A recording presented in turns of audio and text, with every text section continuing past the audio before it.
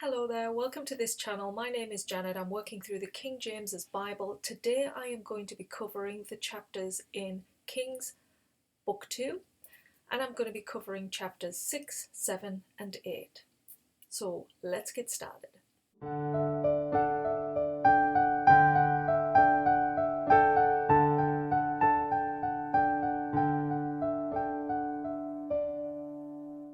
So we begin with the sons of the prophets.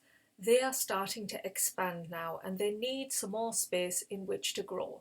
So they go to the prophet Elijah and they ask him, can we go across to Jordan and build ourselves a land there? And he gives them the okay, yes, you can go. Now they're off to head that way, but they want him to come along with them. So he says, okay, I'll come with you. And there they're chopping away wood, getting ready to build their new area. And one of the men who is cutting has his axe, and the head of this iron axe drops off and it falls into the river. And he's so upset because it's a borrowed axe, it's not even his own. And so he goes to Elijah, he's like, oh, I've lost, the axe has come off. And Elijah goes, whereabouts did it drop? And he points, and Elijah gets a stick, he places it over the water, and he makes this iron axe rise and float to the surface. And then he says to the man, okay, pick it up. And this man picks it up like a miracle. It's like, whoa.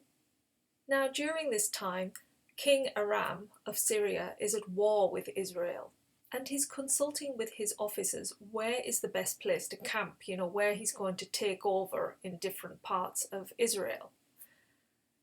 Now, because Elijah is so in tune with God, he knows what is going on, he tells the king of Israel, avoid this area because the Syrians are going to be there. And he keeps doing this to the point the king of Syria is getting angry and he thinks somebody in his camp is a spy, until somebody reveals, look, it's not us, it's Elijah who's doing this. And he's like, what? Right, I'm going to send my men and I'm going to go and get him. So he sends an army of chariots out after Elijah. Now that next morning, Elijah sees all of these chariots surrounding where he is. And he's like, oh my goodness. So he prays to the Lord to strike blindness in this whole army. And they do. They become blind. They can't see. So he comes out and he leads this army towards Samaria, where the king of Israel is. And the king of Israel sees them all here and he wants to kill them. He's like, oh, my enemy is here, let's kill them. But Elisha says, no, let's make a feast in honor of them instead. So that's what they do. They do this wonderful feast, welcome them kind of thing. And then the men of Syria go back and they don't attack them again. So they've killed them with kindness. However, after some time, King Aram, obviously he wasn't there, and his heart has not been sweetened by this gesture. He is still in his mind at war with Israel.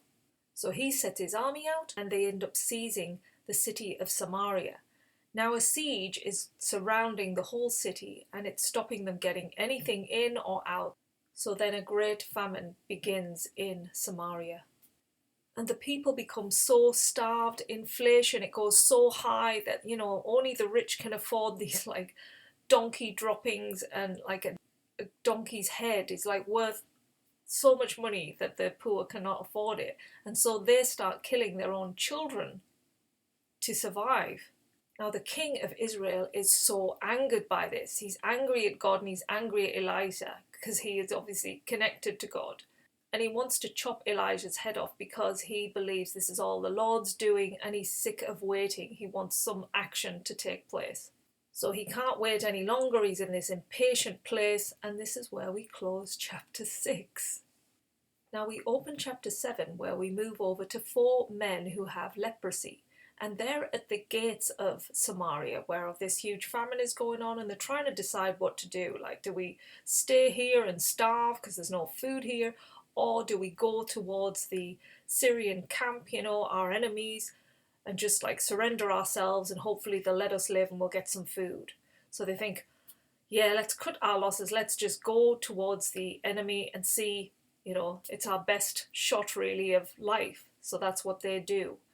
And as they're going over there, they see that the whole Syrian camp has fled. The tents are all still there. There's food in the tents, so they go in there and they're like, wow. And they start picking up food, eating food, and there's silver and there's gold in clothing. So they're getting all them and grinding, they're going to hide it. Until one of the guys says, with leprosy, says, this isn't right, we shouldn't do this, this is not good for us, we need to go back and tell the king what we found.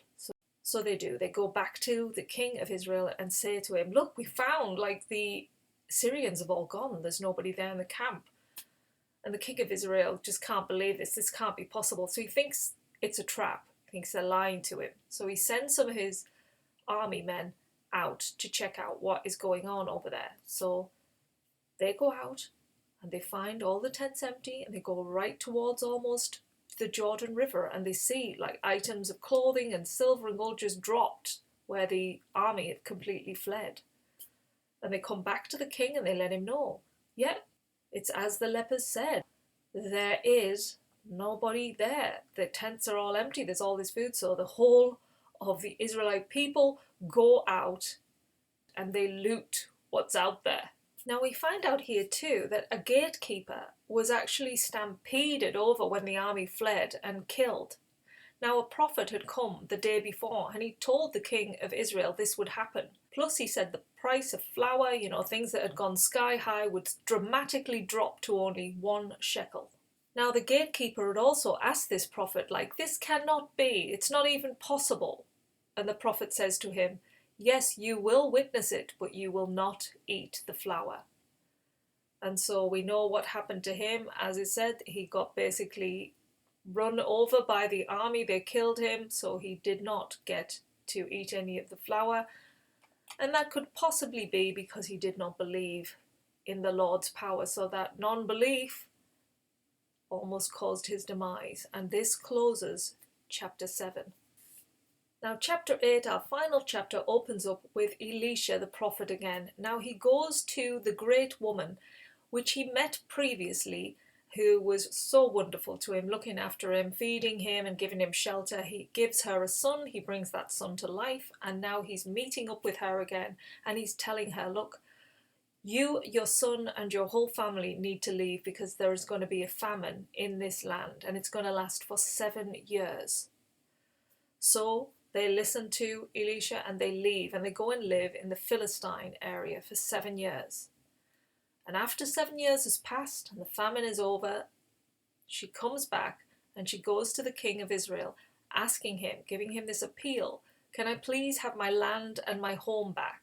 Because obviously in the laws it states that if you've left your land, gone to another country, then you forfeit your land.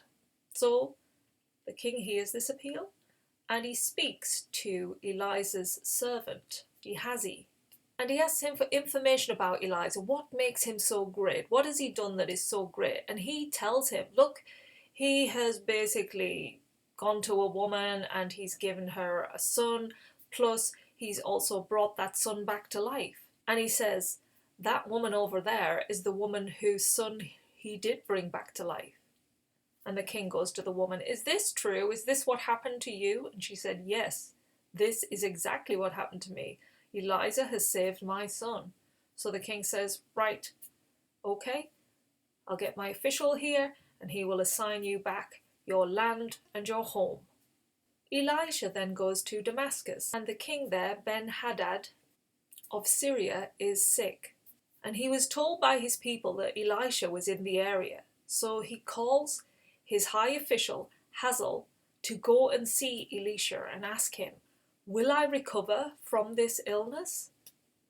So Hazael sets off with gifts for Elisha and asks him, my king has asked me, will he recover from his illness? And Elisha says to him, yes, he will recover, but the Lord also tells me he will die. And then he looks into Hazael's eyes and he starts weeping. And Hazael is like, why is the man of God weeping? And Elijah says, because you are going to be evil. You are going to kill the people of Israel. You're going to kill women and children and you're going to destroy their households, everything. And Hazael says, why would I do such a thing? And Elisha says, because you are going to become king of Syria. So Hazael then, with this news, goes back to the king of Syria, Ben-Hadad, and who asks him, well, what did Elijah tell you? And he says, he told me that you're going to recover. And then that very next day, Hazael gets a cloth and he suffocates King Hadad. And then he takes over his reign as king of Syria. So now we go back to Israel, and 5 years into King Joram's reign of Israel, Jehoshaphat's son, Jehoram, becomes king of the Judah and the Benjamite tribe at the age of 32, and he rules for 8 years. His wife, unfortunately, is King Ahab's daughter. Now, King Ahab was one of the wickedest kings, so he becomes quite a bad king too. But God shows mercy to him because of David's link with God and the link to them and the tribe of Judah, so he doesn't punish him like he would somebody else who'd done such wicked things. Now, during his reign, he deals with a rebellion from both Edom and Libnah. And it says that this battle is still continuing to this day.